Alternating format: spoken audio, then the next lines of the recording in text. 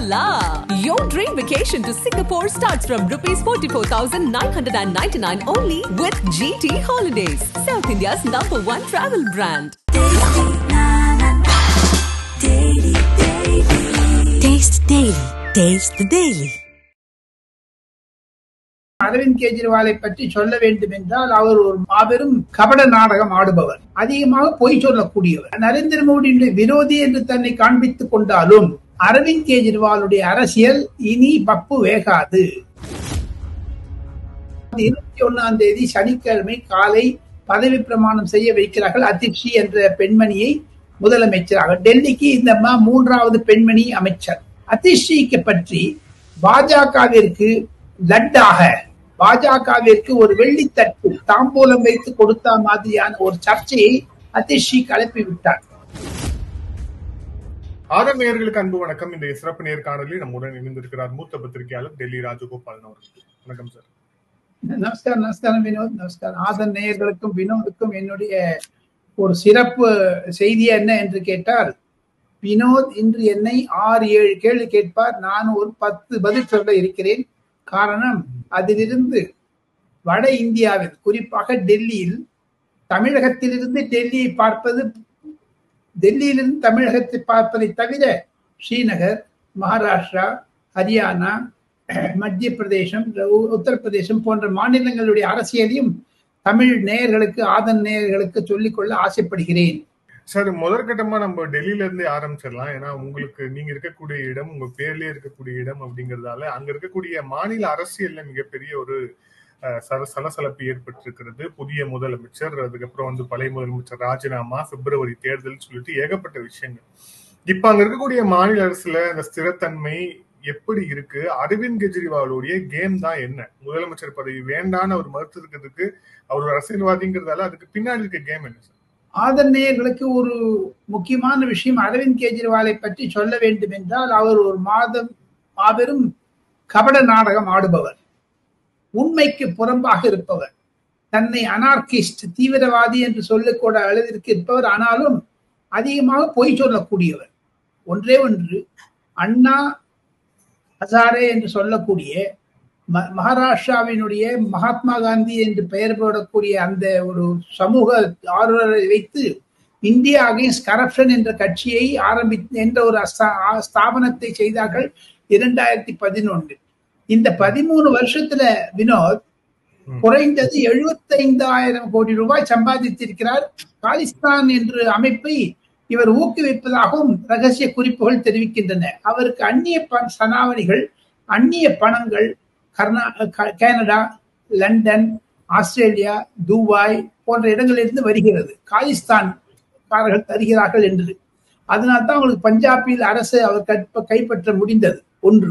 இரண்டாவது, நரேந்திர மோடியுடைய விரோதி என்று தன்னை காண்பித்துக் கொண்டாலும் அரவிந்த் கெஜ்ரிவாலுடைய அரசியல் இனி பப்பு வேகாது.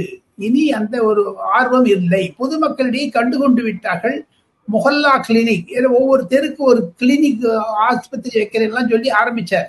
ஒண்ணுமே இல்லை. ஆனாலும் முதல் 5 வருடம் நன்றாக செய்தார். 2வது 5 வருடம் 2019க்கு பிறகு அவர் சாராய ஊழலில் சிக்கிக் கொண்டார்.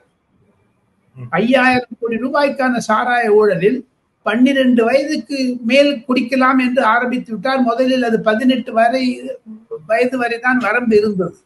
ஆக கல்லூரிகள் வாயிலிலும் பள்ளிக்கூட வாயிலிலும் மது தாராளமாக விற்கப்படுகிறது. நான் டெல்லியில் இருக்கக்கூடிய இடத்தில் மகாராஜா அக்ரசன் காலேஜ் என்று இருக்கிறது. அந்த காலேஜுக்கு 2 கடை தள்ளி பெரிய ஒயின் ஷாப்பே இருக்குது. ஆக மொத்தம் இவர் செய்தது மாபெரும் தவறு. கவிதா போன்ற சந்திரசேகர் ராவுடைய மகளை கைது செய்து அவர் மூலமாக 100 கோடி ரூபாய் பெற்று அதை கோவாவிலும் சட்டசபை தேர்தலிலும், பஞ்சாப் சட்டசபை, ஹிமாச்சல் பிரதேஷ் சட்டசபையில் செலவழித்தார் என்பதை சுப்ரீம் கோர்ட்டே ஒப்புக்கொண்டு விட்டது. ஆக மொத்தம் அரவிந்த் கெஜ்ரிவால் தன்னுடைய மனைவியை முதலமைச்சராக வைக்க வேண்டும் என்று நினைத்தார். எனினும் தமிழகத்திற்கும் அம்மையார் ஜெயலலிதா கேஸுக்கும் கெஜ்ரிவால் வழக்குக்கும் ஒரு நேரடி தொடர்பு உண்டு. அம்மையார் ஜெயலலிதா கூட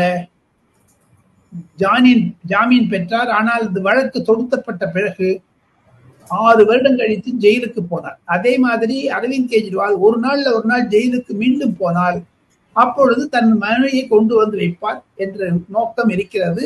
அவர் ஒரு ஷீஷ் மஹால் என்று சொல்லக்கூடிய கண்ணாடி மாளிகை கட்டினார் 140 கோடி ரூபாய்க்கு. அவருடைய வீட்டில் இருக்கக்கூடிய கழிவறை நம்ப மாட்டீங்க, 1.5 கோடிக்கு பண்ணிருக்காரு. ஆட்டோமேட்டிக், அது கண்ணி ஆட்டோமேட்டிக்கா. எப்படின்னா அது ஒரு கம்மோடு ஒன்று இருக்கு. அந்த கம்மோடு போட்டோலாம் போட்டாங்க. டைம்ஸ் நவ் என்ற ஒரு தொலைக்காட்சி நேற்று வெளியிட்டார்கள். அதிலிருந்து பார்த்தால் அவருடைய இறங்கு முகம் அந்த வீட்டிலிருந்து தான் ஆரம்பம். அந்த வீட்டை தற்பொழுது காலி செய்து நான் சனியாக போகிறேன் என்று போய்விட்டார். அதிஷி அந்த வீட்டில் போக மாட்டார். நாளை, அதாவது 21ஆம் தேதி சனிக்கிழமை காலை பதவி பிரமாணம் செய்ய வைக்கிறார்கள் அதிஷி என்ற பெண்மணியை முதலமைச்சராக. டெல்லிக்கு இந்த 3வது பெண்மணி அமைச்சர் ஷீலா தீக்ஷித், சுஷ்மா ஸ்வராஜ், அடுத்தது இந்த அதிஷிக்கு பற்றி பாஜகவிற்கு லட்டாக, பாஜகவிற்கு ஒரு வெள்ளித்தட்டு தாம்பூலம் வைத்து கொடுத்த மாதிரியான ஒரு சர்ச்சையை அதிஷி கிளப்பி விட்டார். அதிஷியினுடைய தந்தை தாய் இருவருமே அப்சர் குருவுக்கு வழக்கறிஞர்களாக இருந்து கேஸ் போட்டு அவர்களை தூக்கில் விடக்கூடாது என்று சொன்னார்கள்.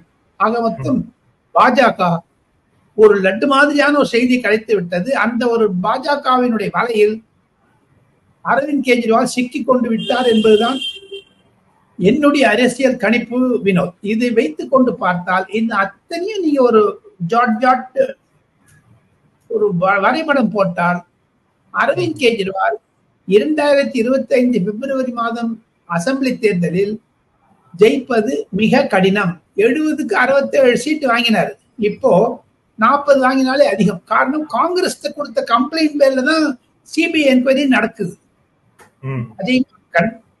அதையும் தவிர ஷீலா தீக்ஷித்துடைய மகன் சந்தீப் தீக்ஷித் போன்றவர்கள் எல்லாம் காங்கிரஸ் ஆம் ஆத்மி கட்சிக்கு விரோதமாக இருக்கிறார்கள். ஆனால் ராகுல் காந்தி உறவு வேண்டும் என்று சொல்லுகிறார்.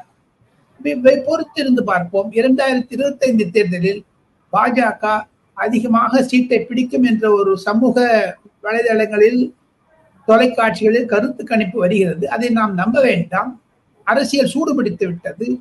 பிப்ரவரி 2025 வரை இன்னும் 6 மாதங்களுக்கு டெல்லி அரசியல் சிறப்பாக இருக்கும். ஒரு தற்காலிக முதலமைச்சர், ரப்பர் ஸ்டாம்ப் முதலமைச்சர் என்று தன்னைத்தானே சொல்லிக் கொள்ளக்கூடிய அதிஷி சிறப்பாக கையாள்வார். அந்த அம்மையா ஃபாரின்ல படிச்சுட்டு வந்திருக்காங்க. கம்யூனிஸ்ட் சித்தாந்தத்தை, அந்த அம்மாவுடைய பேரு மெர்னினா, அதிஷி மர்னினா என்று ஸ்டாலினுடைய ஒரு புதல்வியினுடைய பெயரெல்லாம் வைத்து அந்த ஒரு பின்னமரி பார்த்தால் அரவிந்த் கெஜ்ரிவாலுடைய அணுகுமுறை எதிர்காலம் இருளாகத்தான் இருக்கும் என்று நான் கருதுகிறேன். நீங்க சொன்ன ஸ்டாலின் ரஷ்யாவோட ஜோசப் ஸ்டாலின் இல்லையா சார்? ஆமா ஆமா ஆமா ஆமா, தமிழ்நாட்டில் இருக்க ஜோசப் ஸ்டாலின். நன்றி சார். பல்வேறு கேள்வி. Thank you sir. Thank you so much.